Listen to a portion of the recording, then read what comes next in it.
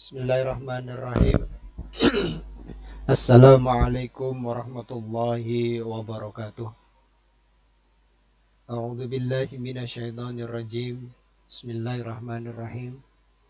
Alhamdulillahirabbil alamin. Shalatu wassalamu ala Rasulillah. La haula wala quwata illa billah, amma ba'du. Kepada sahabat-sahabat semuanya,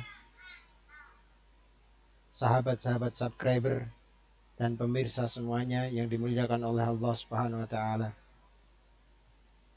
Pertama, marilah kita bersama-sama memanjatkan rasa puji syukur kita kehadirat Allah Subhanahu wa taala yang telah memberikan kenikmatan kepada kita semuanya, berupa kenikmatan iman, kenikmatan kesehatan.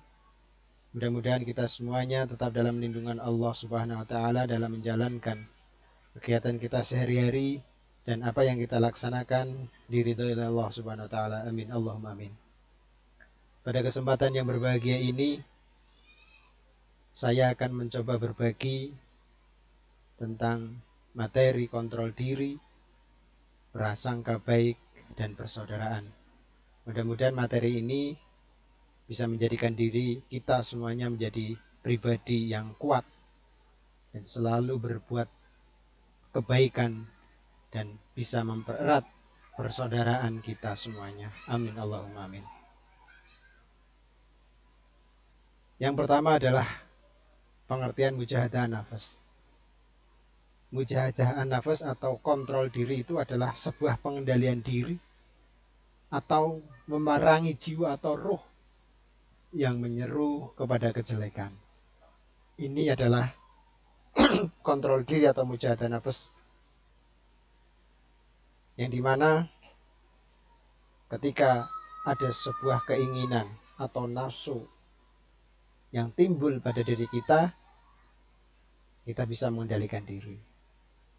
Kemudian macam-macam nafsu itu adalah, yang pertama nafsul ammarah, yaitu nafsu manusia yang mendorong kepada keburukan. Kemudian nafsul lawamah, yaitu nafsu yang menyesali setiap perbuatan buruk. Kemudian nafsul mutmainnah, yaitu nafsu hati yang tenang. Ketiga-tiganya ini harus bisa seimbang. Ketika ada suatu keinginan kejelekan, kemudian kita tidak bisa mengendalikan diri, maka nafsul lawamah itu akan mencoba kita menyesali perbuatan-perbuatan buruk tersebut. Kemudian ketika kita sudah menyesali lalu kita bertobat kepada Allah Subhanahu wa taala, maka nafsul mutmainnah, yaitu hati yang tenang itu yang akan timbul. Maka dari itu, mudah-mudahan kita semuanya tetap dalam lindungan Allah Subhanahu wa taala. Amin Allahumma amin. Untuk selanjutnya, di dalam Quran surat Al-Anfal ayat 72, ini juga salah satu dalil yang menjelaskan tentang kontrol diri. Mari kita bersama-sama membaca ayat tersebut. A'udzu billahi minasyaitonir rajim. Bismillahirrahmanirrahim. Innal ladzina amanu wa hajaru wa jahadu bi amwalihim wa anfusihim fi sabilillahi والذين آووا ونصروا أولئك بعضهم أولياء بعض والذين آمنوا ولم يهاجروا ما لكم من ولايتهم من شيء حتى يهاجروا وإن استنصروكم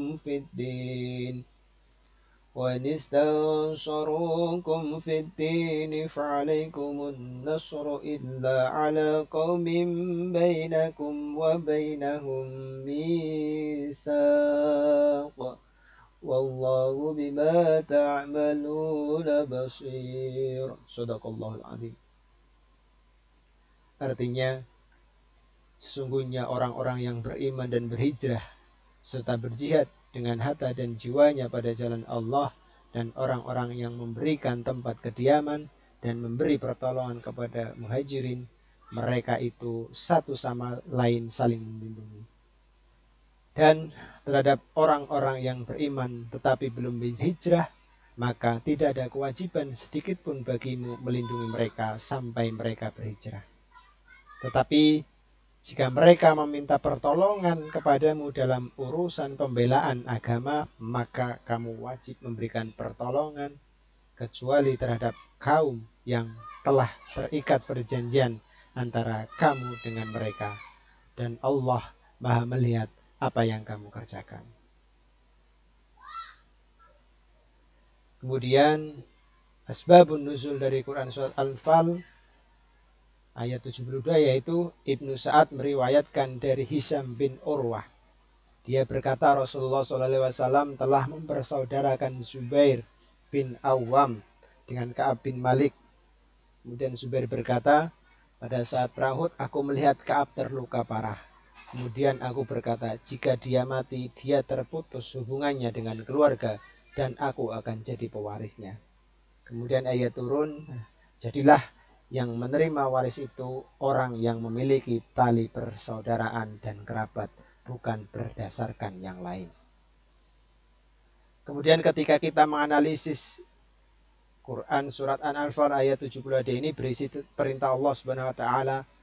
Yang pertama adalah orang-orang yang sedang berjuang di jalan Allah Subhanahu wa taala seperti sedang berhijrah dan berjihad dengan jiwa dan raga di jalan Allah Subhanahu wa taala.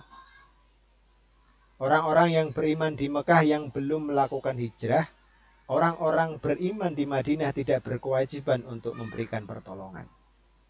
Kemudian di dalam urusan agama, misalnya untuk berdakwah, apabila orang-orang mukmin Mekah yang belum berhijrah meminta pertolongan kepada orang-orang mukmin di Madinah, maka orang-orang mukmin di Madinah wajib memberikan pertolongan karena sesama orang yang beriman adalah bersaudara.